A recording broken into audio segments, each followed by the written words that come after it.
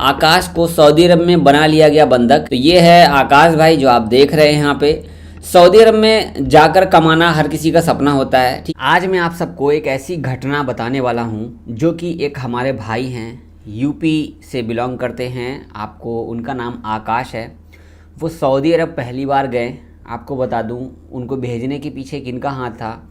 जो अपने रिश्तेदार होते हैं, जान पहचान वाले, उन्होंने उनको भेजा और जो उनके रिश्तेदार ने बताया कि आपको ये काम सऊदी में मिलेगा, लेकिन वो काम न मिलके कोई और काम दिया गया। इसके बाद उनको बंधक बना लिया गया, हफ्तों तक खाना नहीं दिया गया, उनको मार पिटाई किया गया, घर से बात नहीं करने दिया गया, प्लस जाने में उनको 1 से 1.5 लाख रुपए का खर्चा आया। अब आप बताओ कि अपने आदमी अगर ऐसे करेंगे तो एजेंट लोग कैसे नहीं आपके साथ धोखाधड़ी करेंगे।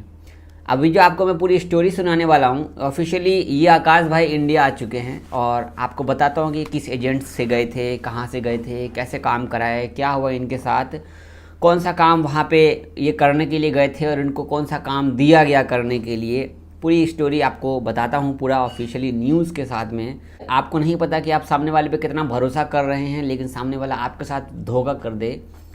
तो आइए न्यूज़ जानते हैं। बहुत अफसोस होता है क्योंकि सऊदी में काम करना या बाहर देश में, किसी भी गल्फ देश में काम करना आसान नहीं होता और इन जैसे धोखेबाजों की वजह से हमारा दिल उतर जाता है बाहर देश में काम के नाम से और हम पीछे हट जाते हैं। नहीं, हम बाहर नहीं जाएंगे, वहाँ पे ये काम होता है, वहाँ पे वो काम होता है। तो आपको मैं न्यूज़ शेयर करता हूँ। यहाँ पर आप देख सकते हैं जौनपुर के युवक आकाश को सऊदी अरब में बना लिया गया बंधक। मात्र 1500 रुपये एयरपोर्ट पर दिया गया था उनको और सुना है अपना दर्द, इनको सैलरी भी नहीं दिया गया। तो ये है आकाश भाई जो आप देख रहे हैं यहाँ पे।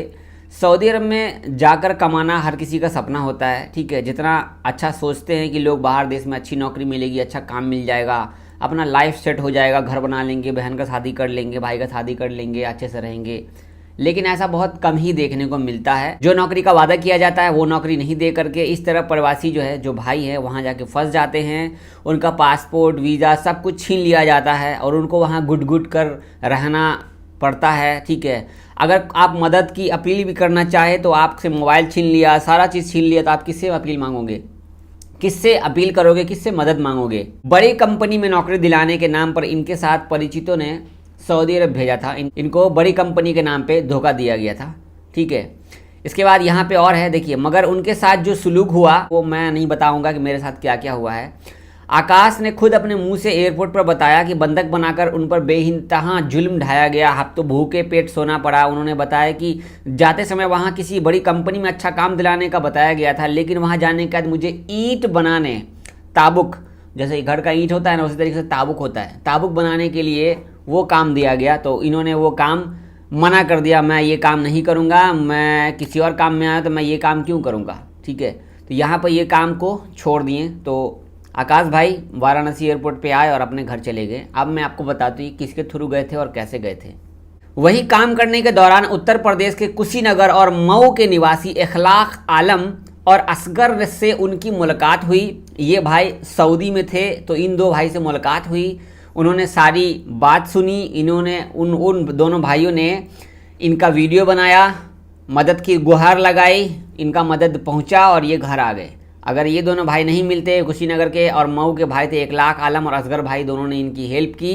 देख लो भाई, हिंदू मुस्लिम बस इंडिया में है, बाहर देश में नहीं है मेरे भाई। देख लो, ये आकाश भाई की मदद हमारे कुछ दो भाइयों ने की है और ये वापस आ गए। इसीलिए हम बोलते हैं कि हम हिंदू मुस्लिम सिख ईसाई सब लोग एक हैं, हमेशा ध्यान रखा कीजिए। बाकी खैर नेता लोगों का काम होता है लड़ाना भिड़ाना, और क्या कहेंगे। तो उन्होंने वीडियो को फेसबुक पर डाल दिया। फेसबुक पर डालने के बाद वहाँ से उनकी मदद आई और वो अपने घर पे चले गए। आकाश भाई किस एजेंट के थ्रू गए थे? आकाश भाई गए थे, मोहम्मद कैश नामक का एक एजेंट था। उन्होंने कहा था कि 3 महीने में उन्हें मात्र 1500 रियाल ही दिया गया। उनको जाने में 1,20,000 रुपये सऊदी अरब जाने में खर्चा आया। नौकरी लगवाने के नाम पर उनसे लिया गया। ठीक है, अब बताओ कि आकाश भाई किस तरीके से फंसे, उनके साथ क्या हुआ, आपको मैंने बताया। यहाँ पे सबसे मेन बात नोटिस कीजिएगा, आप पैसा तो खर्च कर लेते हैं, लेकिन आप सही से जांच पड़ताल नहीं करते कि आपको जिस काम में भेजा जा रहा है, हम वो काम जा रहे हैं तो यही हमारा काम है या नहीं है। ध्यान दीजिएगा, अगर आप किसी भी काम में जा रहे हो, मान लो कि आपके वीज़ा पे लिखा हुआ है कि आप ड्राइवर के काम में जा रहे हो या इंजीनियर के काम में जा रहे हो, उसमें लिखा रहेगा, इंजीनियर का अलग अलग नाम होता है। शायद वो इकामा पर है, आपके वीज़ा पे है, लेकिन आप वहाँ पे कोई और काम करना पड़ रहा है आपको, आपकी सैलरी घटा दी जाएगी, तो अब आप क्या करोगे वहाँ पे? तो ऐसे एजेंट लोगों से होशियार रहिए और ऐसे जान पहचान वाले लोगों से होशियार रहिए। पता कीजिए पहले इनके थ्रू कौन गए, कैसे हैं, किस हालात में हैं, नहीं हैं। हम आपके लिए हमेशा अच्छा सोचेंगे, बुरा कभी नहीं सोचेंगे, और हम नहीं चाहेंगे कि आप बाहर देश मत जाओ। हम चाहते हैं कि आप जाओ, लेकिन देख के जाइए, पता करके जाइए, पूरा अच्छा डिटेल से जाइए। थोड़ी देर के लिए आप दिल्ली से मुंबई जाते हो काम करने के लिए किसी कंपनी में, तो उसके बारे में आप दिल्ली में ही बैठे बैठे आप नौकरी के बारे में पूरा पता कर लेते हो कि कितनी सैलरी मिलेगी, क्या क्या काम है, नहीं है वगैरह, खाना मिलेगा कि नहीं मिलेगा, पता करते हो कि नहीं पता करते हो? करते हो ना आप। क्यों पता करते हो? चलो वहाँ पे जाएंगे तो अगर कोई दिक्कत है वापस आ जाएंगे, लेकिन जब आप बाहर देश का काम कराते हो, Saudi, Dubai, Qatar, Oman, Bahrain, gulf के किसी भी कंट्री का, तो आप क्यों नहीं पूछते? मैं बताता हूँ। क्योंकि आपको फ्लाइट में जो उड़ना है, 7 समंदर पार जो फ्लाइट में उड़ना है, फ्लाइट का पैसा आपने खर्च नहीं किया है 1,20,000 या 1.5 लाख रुपया, आपने खर्च किया है आपको जो काम करना है उस पर नोटिस कीजिए। फ्लाइट पर ध्यान मत दीजिए। फ्लाइट में उड़ने से आपका लाइफ सेट नहीं हो जाएगा, फिर वापस फ्लाइट से आओगे इंडिया। भाई फ्लाइट से चढ़ के बंदा बोर हो गया। फ्लाइट में घूमना है तो दिल्ली मुंबई का सफ़र कर लो 4,000 रुपये लगा करके, शौक पूरा हो जाएगा। बाहर देश जाने के नाम पर फ्लाइट का सफ़र पूरा मत करो मेरे भाई। आपकी ज़िंदगी आप खुद खेलते हो, ये मुझे लगता है ऐसा नहीं। आपकी ज़िंदगी आपसे एजेंट खिलवाता है और आप खेलते हो क्योंकि आप उससे सवाल नहीं करते। क्यों? आप जब सवाल करोगे तो वो गुस्सा हो जाएगा। अरे भाई जब वो गुस्सा हो जाएगा मतलब वो गलत आदमी है। किसी भी टीचर से आप 10 बार सवाल करोगे, अगर वो 10 बार जवाब दे दिया तो वो टीचर अच्छा है। अगर किसी टीचर से आप 2 बार सवाल कर दिए और वो गुस्सा हो गया तो वो टीचर अच्छा नहीं है। क्यों? कभी भी टीचर गुस्सा नहीं करेगा बताने को लेकर के। अरे यार ये तो बार बार पूछता है। बार बार पूछने का मतलब है कि अच्छी बात है, पूछ रहा है, जानकारी लेनी चाहिए, मालूम होना चाहिए भाई वहाँ पे क्या क्या होगा, क्या काम होगा, कैसे होगा। जैसे आप 10 सवाल करोगे ना, वो कोई ना कोई एक सवाल में घिर जाएगा। मेरी बात से एग्री करते हो तो वीडियो को शेयर करना, सब्सक्राइब करना, वीडियो को लाइक करना। बाकी आप फेसबुक को देखो तो इसको वायरल कर दो, इस वीडियो को वायरल कर दो। और लास्ट में बोलूँगा, हिंदू मुस्लिम सिर्फ इंडिया में है। हमारे 2 भाई असगर भाई और इकलाक भाई ने आकाश भाई की मदद की बाहर देश में। अगर वो हेल्प नहीं करते वहाँ से तो आकाश भाई भी वहीं फंसे रहते। ज़रूरी नहीं है कि आकाश भाई के साथ हुआ, किसी भी भाई के साथ हो सकता था। ज़रूरी नहीं है कि सिर्फ हिंदू भाई के साथ होता है, मुस्लिम भाई के भी साथ होता है। हर दिन में कुछ ना कुछ न्यूज़ आती है तो मैं आपको यहाँ पे बताता हूँ कि भाई इसके साथ ऐसा हुआ, उसके साथ हुआ। 8 मिनट वीडियो बनाने का मतलब ये नहीं कि मैं टाइम पास कर रहा हूँ आपका।